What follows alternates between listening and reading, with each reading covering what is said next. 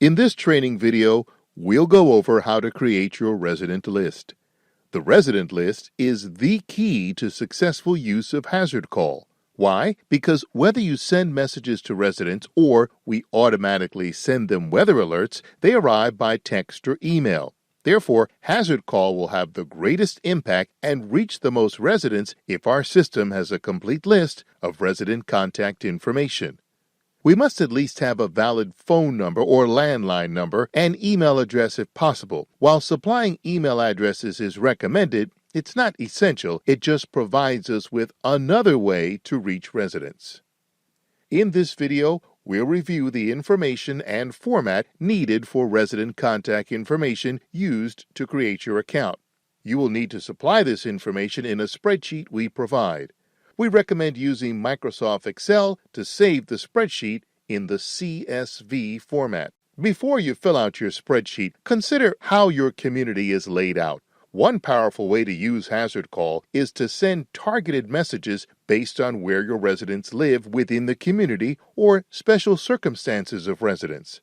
For example, say there's a water leak on Elm Street. Well, you can send a message to only those residents instead of alerting the entire community.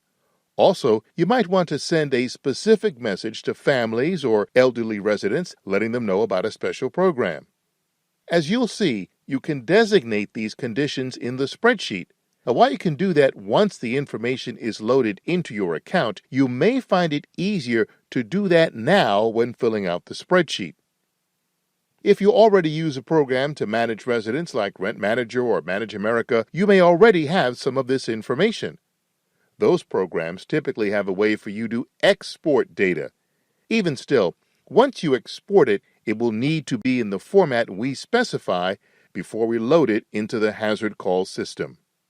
Your sales representative or HazardCall customer service should have sent you a blank template. If not, you can easily download it from the HazardCall website by going to hazardcall.com/resources. When you open the spreadsheet, first enter your community's name in the first row.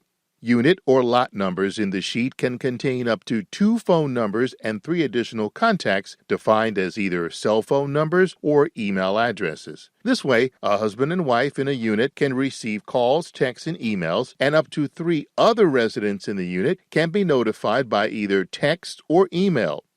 The husband and wife are considered primary contacts, and the other family members are considered secondary. Now, let's go over the column headers. Resident name. Last name comes first and then the first name. Names cannot have apostrophes, dashes, tildes, or any other special characters. Phone number. Must be 10 digits, no dashes, parentheses, or special characters. Each name must have a phone number.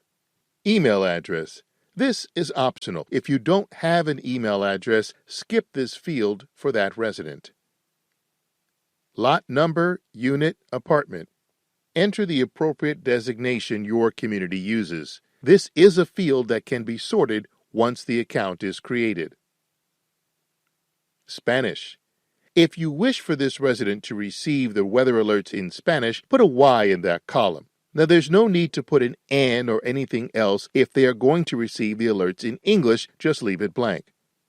Note, we cannot automatically translate text messages that you create into Spanish. However, you can send text messages that you type in Spanish and send them only to residents with a Y in this column. Primary, secondary. As mentioned before, each unit can have up to 2 contacts designated as primary and up to 3 as secondary. Location. Organize residents based on a building number or street name. Again, this is a sortable field, and you can use it to create lists to use to send targeted messages. Label. Organize your residents so you can build lists. For example, you could identify this resident as single or elderly, or you can combine these labels with dashes. For example, elderly-landline. Just be sure that the label designations are consistent throughout the spreadsheet. RV.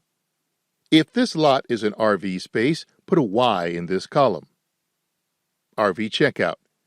If this lot is an RV space, enter the checkout date in this format, where YYYY is the year, MM is the two-digit month, and DD is the day. If the month is January through September, remember to include a leading 0, 01 for January, 07 for July, etc. Also remember to include a leading 0 for days 1 through 9.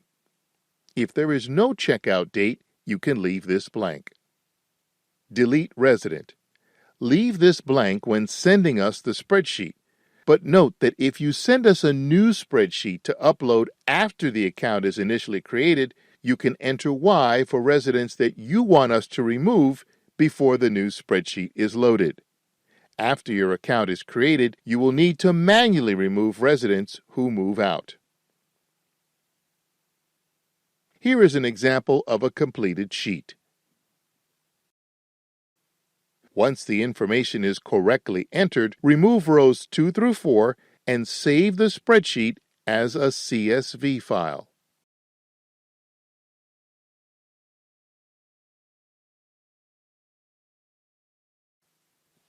Email the completed CSV file to elizabeth@weathercall.net.